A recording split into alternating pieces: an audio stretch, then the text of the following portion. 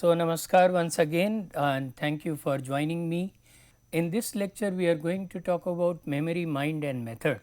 How Indian approaches look at retention and recall.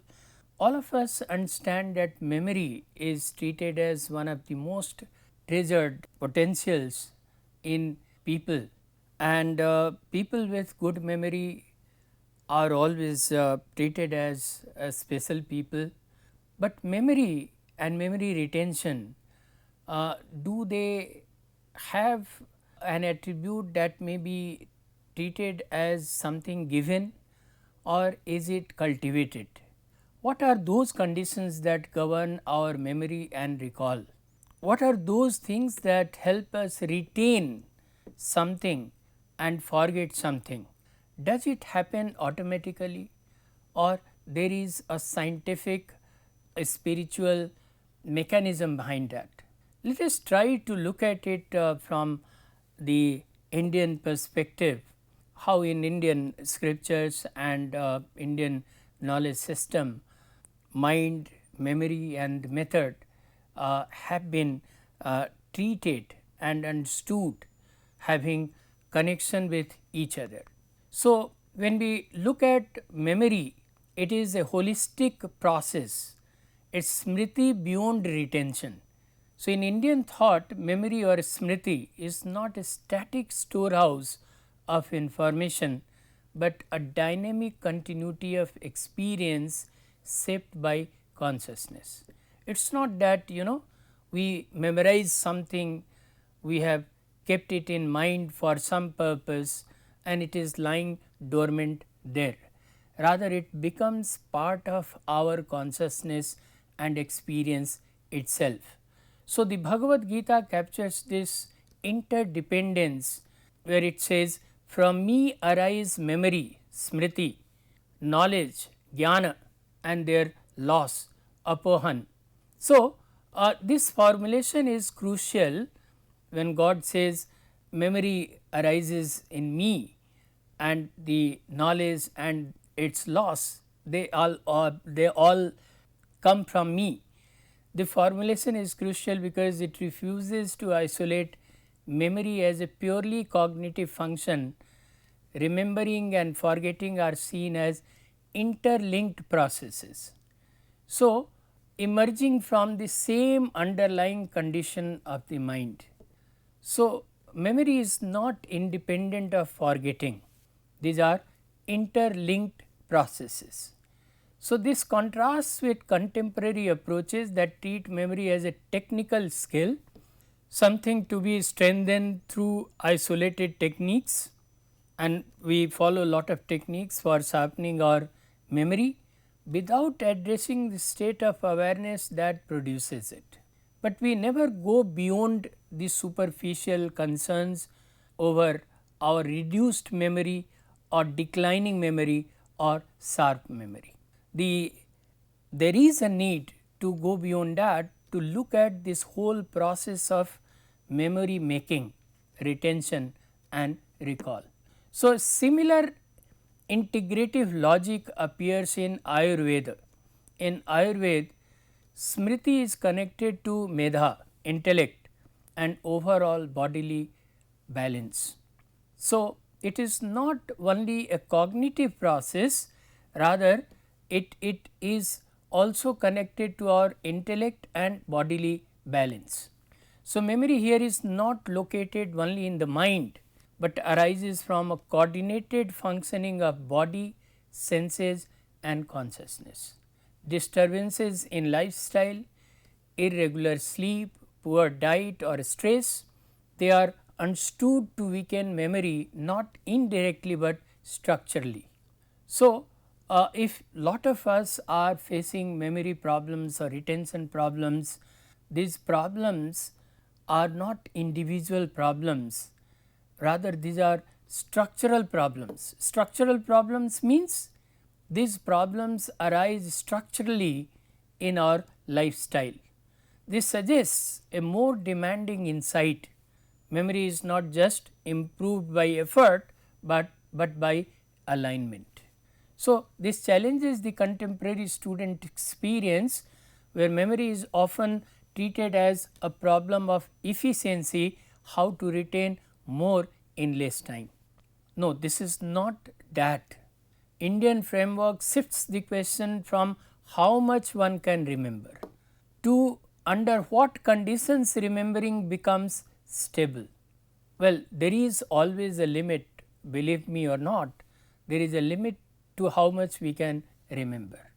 But then this question that is asked in Indian framework is very pertinent.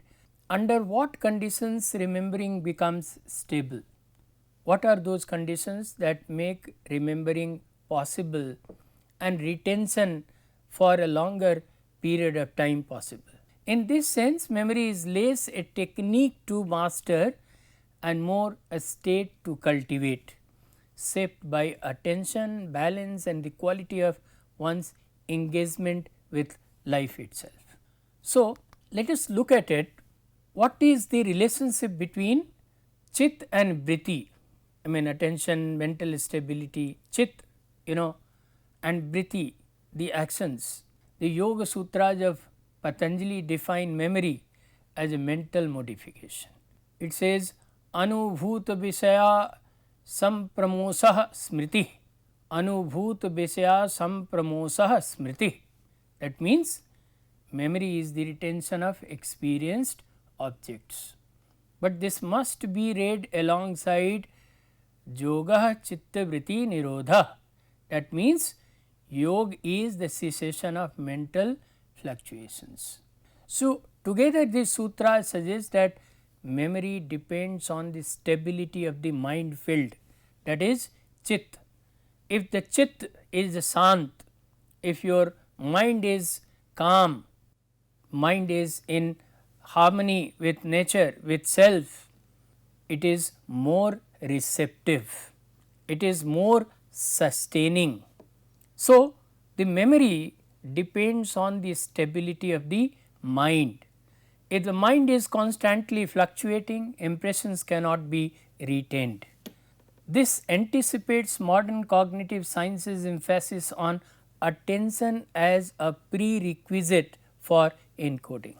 Even the modern cognitive science believes that attention is key to retention. If we listen to something attentively, we are more likely to retain it.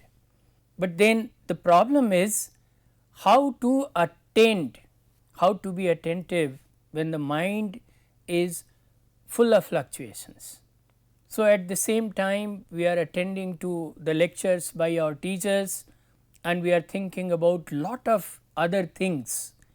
Now, how would we concentrate on the message delivered by the teacher?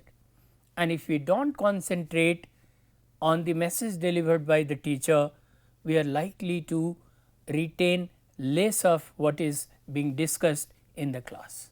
So, it challenges contemporary habits of multitasking and digital distraction, showing that fragmented attention produces fragmented memory. When your attention is not focused on one thing and you are trying to achieve lot of things simultaneously, obviously your retention capacity and memory will be affected. So, abhyas vairāgyabhyam tannirodha. What does that mean? The fluctuations of the mind or chitta vrittis are restrained through practice, abhyas. So, what kind of abhyas? And detachment, that is vairāgya. How can we practice attention and focus? Because the practice, the consistent practice of attention and focus is what can control the chitta vrittis or the fluctuations of the mind, and if we are able to control that, we will have a more stable receptive mind, resulting in better memory, better retention and better recall. So, abhyas here is not mere repetition, but consistent disciplined engagement over time. Now, this also does not happen overnight, this takes time. It is consistent, disciplined engagement over time.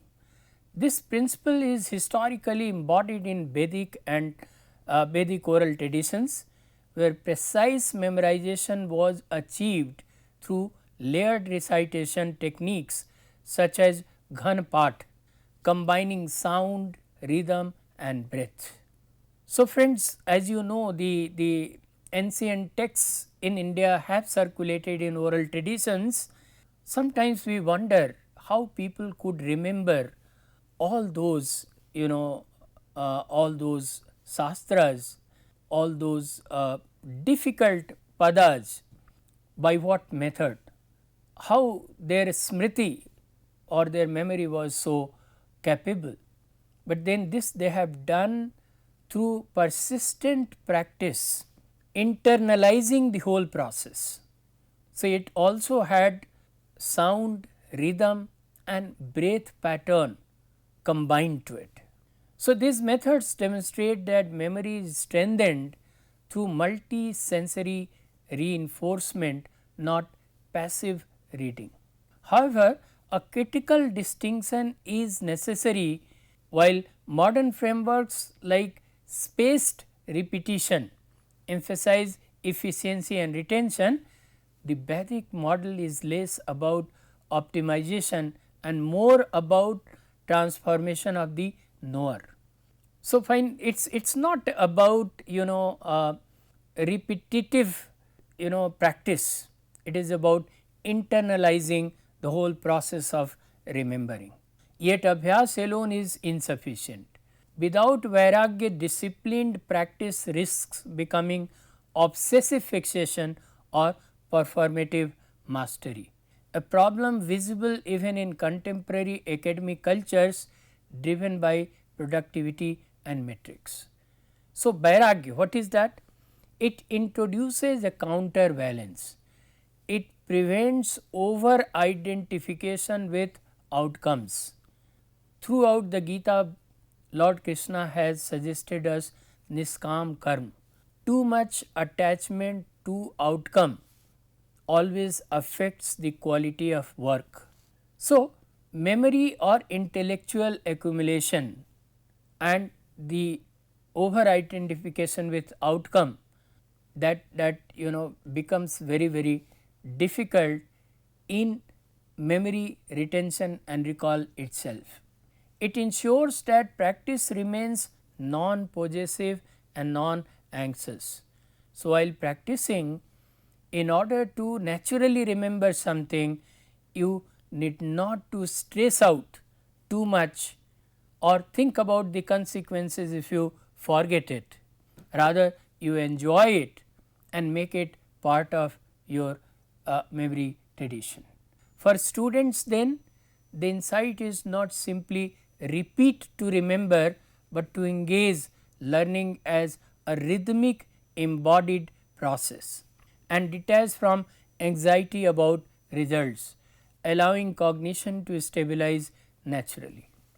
Friends, I remember when I was a student and a student of literature, we had to remember lot of lines from poems and texts. I had developed a method of my own rather than repeatedly remembering everything.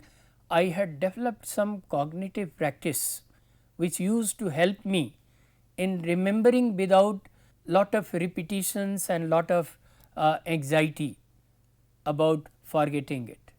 So, you can also practice something like that. This dual movement, intensive engagement without attachment, anticipates current concerns in cognitive science and education around burnout, attention fragmentation and performative learning. Even at the time of remembering, you are bothered about whether you will be able to carry it on to your examination hall and write it in the exam. That already takes your attention away from your current task of focusing undividedly on the task at hand rather than thinking about its outcome. So, it suggests that mental stability is not just a cognitive achievement, but a cultivated mode of being. So, you do not only have to practice, but you also have to detach yourself from the worrying factors in order to fully concentrate on the message that it needs to be remembered, that needs to be recalled at a later moment, and then only it will effectively be part of your memory. So, in Charak Samhita, memory is explicitly linked to bodily health. Sometimes we believe that memory is a function of mind and the body has nothing to do with it. But then in Charak Samhita it is believed that smṛti, medha and dhi, that is intellect, they depend on the balance of bodily systems. So, bodily systems also play a very important role. Ayurveda identifies factors that enhance memory, medha, including proper diet, sleep and mental calm. So, sometimes we believe that mind is not affected by our diet or sleep or mental state, but then this is not true. So, disturbance in bath dos, they are associated with forgetfulness and instability. So, anybody suffering bath dosas will turn forgetful and unstable. This anticipates modern findings on sleep, nutrition and cognitive performance, but frames them within a broader ecology of balance. Even in modern times also, people have found out, the researchers have found out a link between sleep, nutrition and cognitive performance, but then the ancient Indian traditions have done it within a broader ecology of balance. This has implications for education systems structured around performance metrics. How? If memory is systemic, then failure cannot be reduced to lack of effort or intellectual incapacity.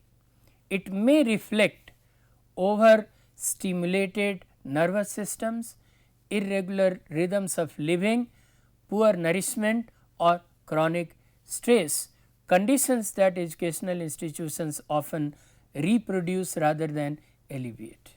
So, treating it as individual problem is not a solution, because this may be the loss of memory or stress on memory, they may be caused ultimately by the system itself, which we are trying to treat it as an individual problem. It reflects in individuals, but then the circumstances are created by the institutions. By placing smṛti or memory, gyan, knowledge and apohana, that is forgetting or removal, within the same ontological frame, the Bhagavad Gita refuses to moralize cognition in binary terms of success and failure. Forgetting is not a lapse to be eliminated, but a necessary counter movement to accumulation. Friends, we all use computers, the computers have a certain memory, even our mobile phones have a certain memory, and we always realize that time and again the memories are full, and then we are asked to delete some of the items in order to restore the effectiveness or productivity of our systems, because the systems become slower and less productive. So, forgetting is as important as remembering. It is a counter movement to accumulation, a principle that keeps cognition from collapsing under its own weight. If we do not realize that our systems have to be cleaned time and again, and the unnecessary information stored in the systems has to be deleted, the system's memory will not function properly. The same is true of our mind as well. So, crucially, apohana is not mere eraser, it is selective negation. the capacity to discard, bracket or deprioritize what is no longer relevant. So, what does our mind do? The mind, using its judgment, decides what has to be remembered and what has to be forgotten, keeping a balance and space within the mind for further processing. Without this, smṛti itself becomes unstable. So, Indian philosophical traditions repeatedly warn that unregulated accumulation produces moha, that is confusion or delusion, where the mind is saturated but not clarified. In that sense, forgetting is not opposed to knowledge, it is what makes knowledge usable. So, if you try to remember everything irrespective of its use in your life and you are not clear about what you really want, it is like our modern day passion for online shopping or shopping per se, where we indiscriminately buy stuff that we are not clear about using, and as a result our house is full of items and we find it difficult to get out of it. We do not have clarity what to use and what to throw, and that makes our life more difficult. But if we know that we are going to use this thing and discard the other, probably this mental clarity will make our life much more organized. So, this anticipates modern discussions of cognitive load.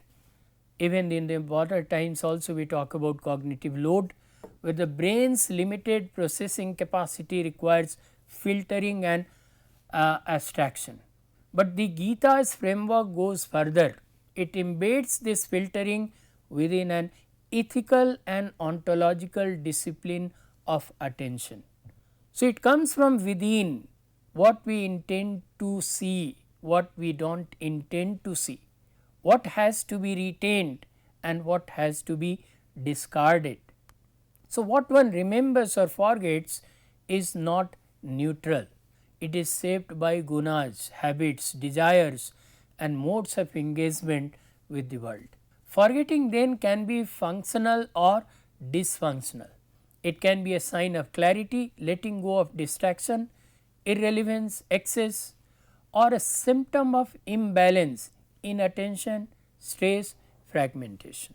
So, forgetting itself has both the positive connotations when it gives us the judgment to forget whatever is unnecessary or impeding the free flow of our consciousness, and negative when it is caused by inattention, stress or fragmentation of attention. So, this complicates the easy pedagogical move of normalizing forgetting. Not all forgetting is productive. In highly pressured learning environments, what appears as forgetting may actually be cognitive overload, anxiety or lack of meaningful integration. Conditions closer to moha, delusion, than to apohana, that is forgetting. When education becomes an exercise in endless retention, more content, more data, more recall, it paradoxically undermines comprehension. When you try to learn everything, you end up learning nothing. So, that is why it is always said, learn as much as you can, but learn it in a way that it becomes yours. You become confident of that. एक ही साध है सब सदै, सब साध है सब जाए. When you concentrate on one thing, master it, it takes care of the rest. But when you try to concentrate on several things and master nothing, you possess nothing in the real sense. The Gita's inclusion of apohana suggests a different model, learning as a rhythmic process of retention and release, where clarity emerges not from holding everything, but from discerning what must be held and what must be let go. So, if you really want your memory to be sharp, you need to understand what has to be memorized and what has to be discarded. So, where the mind dwells, there it becomes attached. So, emotion, intention, memory, saṅkalpa and bhava. This insight in the Bhagavad Gita is not merely descriptive of attention, but diagnostic of its transformative power. Where the text suggests that where the mind dwells, there it becomes attached. It is mapping a chain. Attention leads to attachment, to desire, to action and becomes part of the habit. So, memory, smṛti and saṁskāra, that is impressions, emerge within this chain not as passive storage, but as traces of invested attention. In other words, what is remembered is not simply what is encountered, but what is dwelt upon with intensity and affect. So, all that we see, all that we read, all that we hear does not become part of our memory. The concept of saṅkalpa sharpens this further. It is not just intention in a casual sense, but a deliberate orientation of consciousness, a way of directing attention with purpose. So, what do? We pay undivided attention to things that we wish to retain, and that way they become part of memory. We discard things that we do not want to remember. So, learning then becomes less about exposure to information and more about the quality of engagement brought to it. This resonates with contemporary neuroscience, where emotionally salient and attentively processed stimuli are more likely to be consolidated into long term memory. So, even the modern sciences also substantiated that wherever you pay your attention, undivided attention and so desire to learn, the smṛti or your memory is stimulated and acts more effectively compared to divided attention given to something and still believing that you can memorize it. So, however, the Indian framework complicates the modern tendency to celebrate emotional engagement uncritically. The same mechanism that strengthens memory can also reinforce problematic attachments. So, if attention lingers on anxiety, distraction or compulsive stimuli, these two form deep saṅskāras. So, where to fix your attention is also important. The issue is not simply that engagement improves retention, but that attention is ethically and psychologically consequential. So, if your attention is directed towards a wrong end, then the outcome is also that way. So, this introduces a critical distinction often missing in contemporary pedagogies, that is the difference between captured and cultivated attention. Now, what is cultivated attention? Attention that comes naturally, and what is captured attention? We are forced to attend to something. Much of modern learning, especially in digital environments, relies on capturing attention through novelty, stimulation or emotional triggers. Gita's model, by contrast, points towards disciplined attention through saṅkalpa, a conscious, sustained and selective focus that resists fragmentation. So, in this case, we are not relying on captured attention, rather we are cultivating attention. We attend to something with lot of clarity and lot of discipline. It is not that we are forced to pay attention to that, and at the same time we are paying attention to lot of other things. So, this disciplined attention through saṅkalpa, commitment, is what makes attention and memory stable. This reframes the problem of memory. Weak retention is not always due to lack of ability, it may reflect diffused or externally hijacked attention, where engagement is shallow or unstable. So, in the contemporary moment of digital saturation marked by constant notifications, multitasking and cognitive overload, the problem of memory is no longer merely about retention, but about the fragmentation of attention itself. When we are asked to pay attention to too many things, our mind is not able to concentrate on any of them, resulting in fragmentation of our memory itself. So, Indian framework from the Bhagavad Gita to yogic and Ayurvedic traditions offer not a set of quick fixes, but a counter paradigm. Practices such as dharana, that is focused attention, abhyasa, that is sustained repetition, and the cultivation of sattva, that is clarity and balance. So, dharana, abhyasa and sattva, they suggest that memory does not improve by increasing informational intake, but by stabilizing attention and reducing internal and external noise. Where neuroscience identifies the role of attention, emotion and repetition in memory formation, Indian traditions embed this within a broader ethics of living, where how one eats, sleeps, focuses and engages with the world directly shapes cognitive capacity.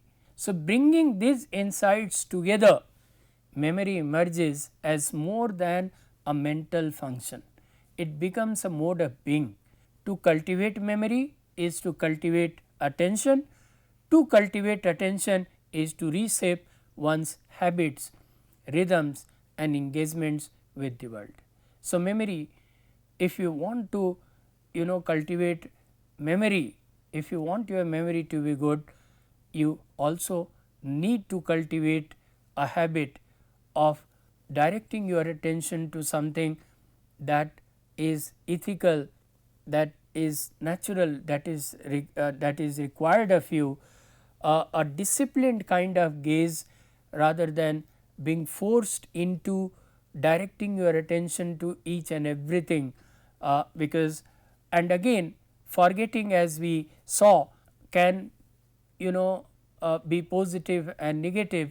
If we can cultivate positive forgetting and do away with things that impede our memory rather than adding to it, then that will also help sharpen our memory, affect our retention and also recall. So, this is all, dear friends. I hope this discussion of ours has given us some very important tools to address the problems of memory, retention and recall in modern times.